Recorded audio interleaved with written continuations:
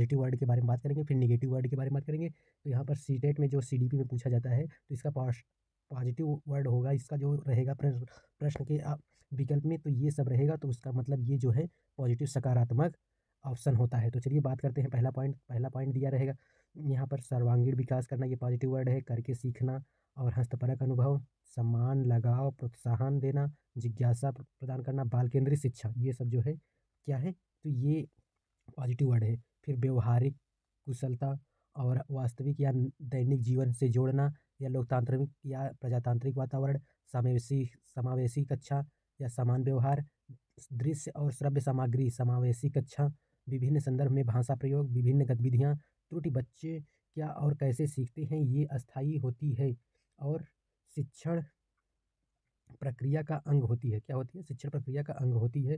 ये अगला पॉइंट यहाँ दिया गया है, समूह में चर्चा करना, समूह चर्चा, प्रगतिशील शिक्षा, बहुभाषिकता, यह एक संसाधन है, प्रश्न करने की अवसर, पोर्टफोलियो का प्रयोग, सहयोग और सामाजिक गतिविधियाँ, क्षेत्र भ्रमण, अनुभव और अग्रोन्मुखी व्यवहार। अगला दिया गया है, बच्चों के विचार, सृजनात्मकता, मौलिकता, नवीनता, लचीलता और धारा प्रवाह। 27 नंबर यहाँ दिया गया है, युक्त उत्तर वाले प्रश्न, मुक्त उत्तर वाले जो है प्रश्न ये भी होते हैं। अब सारी चिंतन, निदान के बाद उपचार, आत्मनिर्भर तथा उत्तरदायित्व, तो सकारात्मक दृष्टिकोण, प्रत्यक्ष अनुभव, वाइगोत्स्की समाज सहयोग, वाइगोत्स्की के अनुसार जो है समाज के बारे में बात करते हैं, सहयोग, परस्परता, सक्रिय दारिता सक्रिय भागीदारी, सहयोग देना, प्राण ढांचा, अनुकरण, संस्कृति, भाषा, सहयोग, प्रोजेक्ट, जेडपीडी आदि, ये सब जो है वाइगोत्स्की के अनुसार आता है।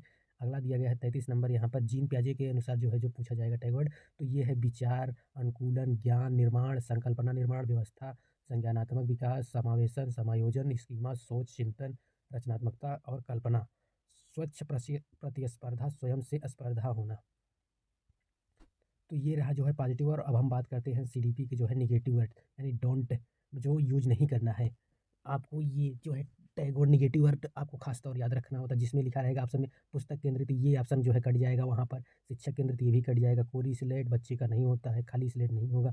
लैंगिक असमानता, पक्षपात, केवल मात्र ही, सिवाय, बजाय, रटना, याद करना, स्मरण करना, ये सब जो है निगेटिव वर्ड के अंदर आता है। दंड या सजा देना, शिकायत करना, समस्या, बोझ, अनुशासन, हतोत्साहित करना, निष्क्रिय, तकनीकी ज्ञान और वैज्ञानिक शब्दावलियाँ, परिभाषा, व्याख्या और समिति, परीक्षा परिसर, प्रतियोगिता, पाठ्यपुस्तक पर बल देना, बच्चे की गतिविधियों को इंगित करना, उपेक्षा और अपेक्षा करना, व्याकरण पर बल देना, अंक, ग्रेड, रैंकिंग, उत्तीर्ण और अनुत्तीर्ण, किसी पर दूसरे की तुलना और अधिक ध्यान न देना, ज्ञान स्तर या लिंग के आधार पर समूह विभाजन, तुलना और पक्षपात, अलग करना और वर्गीकरण करना, नियंत्रण करना, बंद अंत वाले प्रश्न यानी अभिसारी चिंतन, पुरस्कार और बाह्य प्रेरणा।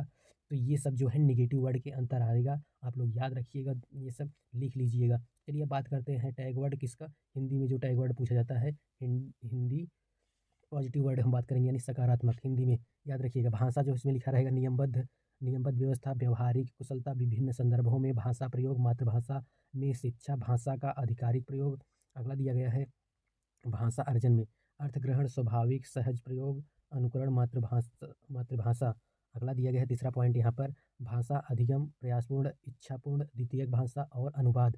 फिर चौथा दिया गया है भाषा शिक्षण, भाषा सीखना, प्रयोग करना, रचनात्मकता, मौलिकता, घर की भाषा व स्कूल की भाषा को का सामान होना। पांचवा दिया गया है पॉइंट यहाँ पर, भाषा प्रयोग के विविध और वैविध्य परिवेश, भाषा शिक्षक के उद्देश्य, प्रिंट समृद्ध माहौल जो है।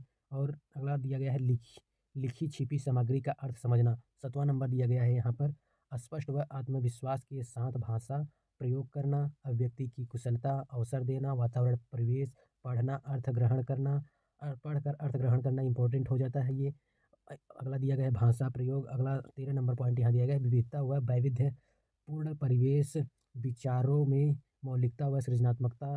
अगला दिया गया है सीखने का अवसर देना बच्चों को, भाषा कौशल, सुबोपोली यानी SLSRW,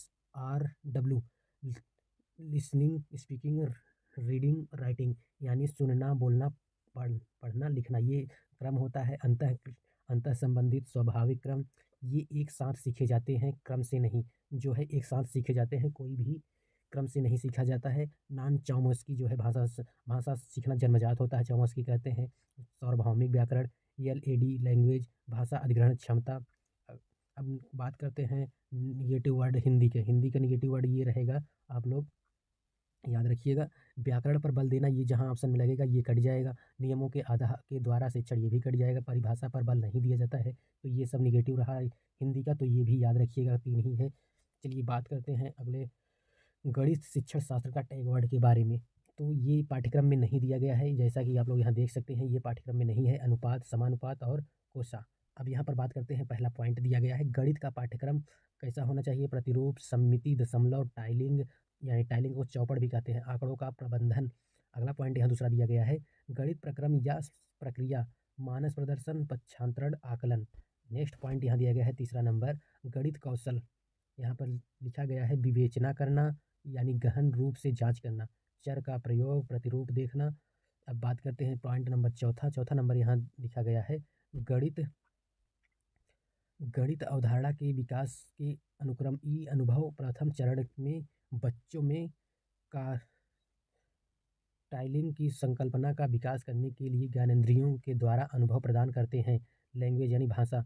अगले चरण में बच्चों को हम संकल्पना उनकी ही भाषा में कहानी, कविता, कथन तथा भाषा आदि के द्वारा समझाएंगे। पी पैसिव पिक्चर, पिक्चर मतलब चित्र बनाना। फिर दिखा है सिंबल यानी संकेत के माध्यम से प्रतीकात्मक प्रतिनिधित्व का उपयोग करना। क्या करना?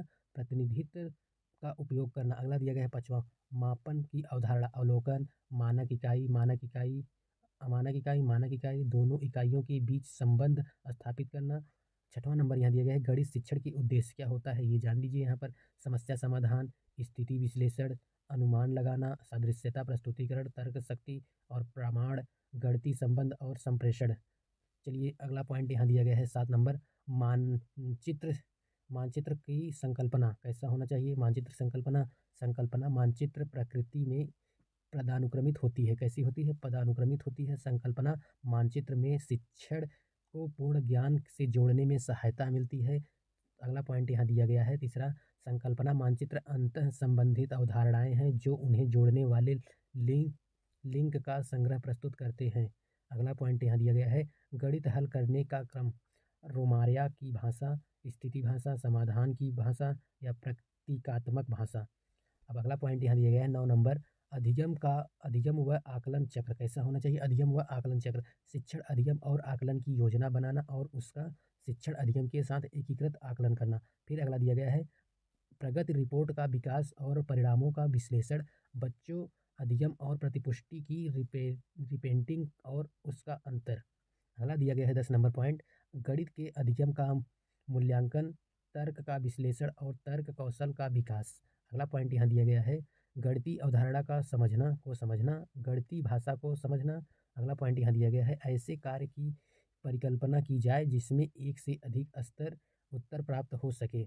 ऐसे कार्य की अभिकल्पना की जाए जिसमें यंत्रवत रटने की संकल्पना समझने के में अंतर किया जा सके। NCF 2005 जो है गणित में, इसका देखिए यहाँ पर, तर्क संगत विचारों को प्रोत्साहित करना, बच्चों को समस्या समाधान और समस्या प्रस्तुत करने के लिए कौशलों का विकास करना। अगला पॉइंट यहाँ दिया गया है गणित को बच्चों के जिंदगी का भाग बनाना, गणित में सफलता प्रत्येक बच्चे के लिए आवश्यक है, बच्चों की सोच विचार प्रक्रिया में गणितीय रूप देना। अब बात करते हैं यहाँ पर निगेटिव वर्ड जो है टैग वर्ड मैथ का, तर्क डू मतलब जो किया जाता है, मैथ टैग वर्ड टू जो करा जाता है, तर्क और तार्किक चिंतन, वास्तविक जीवन से जोड़ना, सीखने के अवसर, गणित विचार को प्रोत्साहित करना, समझ और चिंतन विकसित करना, विस्तार पर ध्यान देना, व्यापक विकल्प, ये सब गणित में जो है करना चाहिए। अब क्या नहीं करना चाहिए, डोंट, यहाँ पर लिखा है उच्च कक्षाओं के लिए, व्यवसाय बनाने के लिए, रोजमर्रा के कार्य के लिए गणित में उच्चतर और अमूर्त पढ़ाई की तैयारी करना, ये जो है नहीं किया जाएगा, निगेटिव वर्ड है। याद रखिए जिस ऑप्शन में ये सब दिखाई दे उसे ही गलत कर देना है, वो आपका उत्तर नहीं होगा। यहाँ पर अगला पॉइंट दिया है गणित के TLM यानी टीचिंग लर्निंग मटेरियल, शिक्षण अधिगम सामग्री। अब बात करते हैं जियो बोर्ड यानी ज्यामिति, ग्राफ पेपर, आरेख पेपर, ग्रिड पेपर, गिनतारा, क्या गिनतारा। चलिए अब बात करते हैं यहाँ पर EVS का टैग वर्ड के बारे में, पॉजिटिव बात करते हैं। EVS में ये सब जो है पॉजिटिव आपके लिए काम करेगा। तो यहाँ पर पर्यावरण संरक्षण यानी पर्यावरण के प्रति सरोकार, सार्वजनिक यातायात का प्रयोग। अब दूसरा दिया गया है पौधों का संरक्षण, विद्यार्थियों को विज्ञान की दृष्टि से पौधे और पशु को समझने में सक्षम बनाना। तीसरा दिया गया है महत्वपूर्ण विधियाँ, स्थानीय से वैश्विक निर्देश खोज, सरल से कठिन की ओर ले जाना। चौथा दिया गया है वेरी इंपॉर्टेंट हो जाएगा ये, ई अधिगम उपागम यानी शामिल करना, खोजबीन करना, व्याख्या करना यानी एक्सप्लेन, विस्तार करना, मूल्यांकन करना। ये जो है पॉजिटिव वर्ड आएगा। अब शिक्षण के उद्देश्य से बात करते हैं यहाँ पर। प्राकृतिक व सामाजिक वातावरण के बारे में उत्सुकता जगाना, खोज की प्रक्रिया में लगाना, जीवन व पर्यावरण से सरोकार, बच्चों को प्रश्न पूछने के लिए प्रेरित करना, बच्चों के अनुभव को संसार या बाहरी दुनिया से जोड़ना। छठवां दिया गया है एकीकृत पर्यावरण, भाषा और गणित कक्षा 1-2, विज्ञान सामाजिक अध्ययन पर्यावरण 3 से 5 तक। जैसे क्या है एकीकृत मतलब एक ही में सब कुछ पढ़ाया जाना चाहिए, गणित भाषा में 1-2 के लिए, और विज्ञान सामाजिक अध्ययन ये 3 से लेकर 5 तक पर्यावरण अध्ययन अलग किया जाए पढ़ाई। अब बात करते हैं बोझ के बिना शिक्षा, यानी शिक्षा बिना बोझ के। अवबोध का भार कम करना, खोज की प्रक्रिया, व्यवहारिक क्रियाएं, संज्ञानात्मक चिंतन या आलोचनात्मक चिंतन। अगला पॉइंट यहाँ दिया गया है ज्ञान का सहसंबंध एवं स्थानांतरण। और अगला दिया गया है गहन जांच परख और कल्पना परख, प्रश्न पूछने के लिए प्रोत्साहित करना, निकटतम परिवेश से परिचित कराना, सीखने के लिए संदर्भित वातावरण। अब बात करते हैं यहाँ पर 16 नंबर पॉइंट की, दिया गया है सामाजिक व सांस्कृतिक पर्यावरण से जोड़ना। सामाजिक व सांस्कृतिक पर्यावरण से जोड़ना इंपॉर्टेंट हो जाता है। अवलोकन, मापन, भविष्य कथन, वर्गीकरण आदि कौशलों का विकास करना। 18 नंबर दिया गया है सक्रिय अधिगम अनुभव, पारस्परिक क्रिया। 20 नंबर दिया गृह कार्य, विस्तारित अधिगम के लिए चुनौतियों और उत्तेजना, गत्य कार्य, अधिगम विस्तार के लिए आकलन, रिक्तियों या कमियों को पहचान करना। अगला दिया गया है यहाँ अभ्यास, अंतः प्रकरणीय या अंतः निर्माण पाठ। अब डोंट यानी क्या यूज नहीं करना है उसमें, ये निगेटिव वर्ड यहाँ पर लिखा गया है। काम और रोजगार की दुनिया से जोड़ना, विशेषतः किसी एक पक्ष पर ध्यान देना, अभिभावकों के विचारों को स्वीकार करना, मूल संकल्पनाओं को गहन समझ विकसित करना। अगला दिया गया है अगले स्तर के लिए विद्यार्थियों को तैयार करना, ये सब नहीं करना चाहिए। कड़े अनुशासन को सुनिश्चित करना चाहिए, नहीं करना चाहिए। यहाँ लिखित कार्य में अधिक अभ्यास, इकाई परीक्षाओं का आयोजन। नेक्स्ट दिया गया है चार्ट बनवाना, ग्लोबल दिखाना, लिखवाना या पाठ्य पुस्तकों की श्रेष्ठता बताना। अमूर्त से मूर्त, ये गलत है, मूर्त से अमूर्त होता है। तो चलिए बात करते हैं संस्कृत का टैग वर्ड जो है, ये देखिए संस्कृत का है भाषा अधिगमे सर्वाधिकतम महत्व का अस्ति, यानी सामाजिक संवादे, भाषा संभाषण, भाषा प्राथमिक रूपम अस्ति, मातृभाषा, सांकेतिक भाषा, भाषा विकास के बारे में देखिए क्या है, अभिव्यक्ति, भाषा प्रयोग, अवसर। चौथा दिया गया है यहाँ पर भाषा अर्जनम, परिवार, समाज, समाजे यानी समाज, प्रथम भाषा शब्द, मातृभाषा, अनुकरण, अनौपचारिकम। और पाँचवां दिया गया है भाषा अर्जनम रूपम किम, यानी सहज रूपम, भाषा अधिगम, औपचारिकम, औपचारिकम भाषा, विद्यालयम, मानक भाषा। अब नेक्स्ट बात करते हैं सातवां, भाषा अधिगम रूपम किम, प्रयासपूर्ण अस्ति, शिक्षण विधियाँ, राजतंत्रात्मक, शिक्षण केंद्रित प्रणाली, लोकतंत्रात्मक, बाल केंद्रित प्रणाली, हस्तक्षेपम यानी विरोध विरोध रहित सहयोग से। तीसरा दिया गया सृजनात्मकता मतलब नवीनता से, क्रिएटिविटी। अब नेक्स्ट बात करते हैं यहाँ पर निदानात्मक हम यानी कमियों को दूर करना, उपचारात्मक मतलब कमियों को निदानात्मक मतलब कमियों को खोजना, उपचारात्मक मतलब कमियों को दूर करना।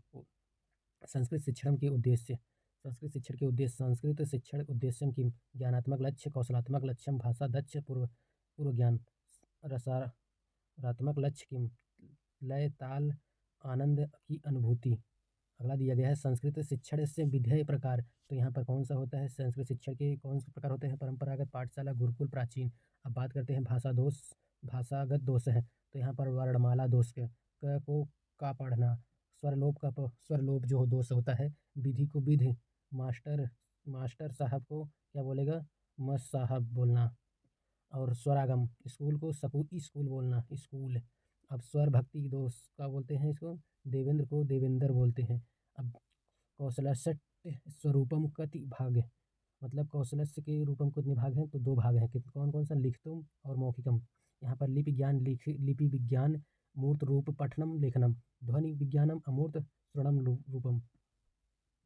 तो ये रहे दोस्तों आज के टैग वर्ड। कैसा लगा आप लोग कमेंट करके ज़रूर बताइएगा। अगर वीडियो अच्छा लगा हो तो वीडियो को लाइक और शेयर कर दीजिएगा। पॉजिटिव और नेगेटिव आप लोग सीटेट के लिए ज़रूर पढ़ के जाइए, इससे ज़रूर हेल्प होगा। धन्यवाद।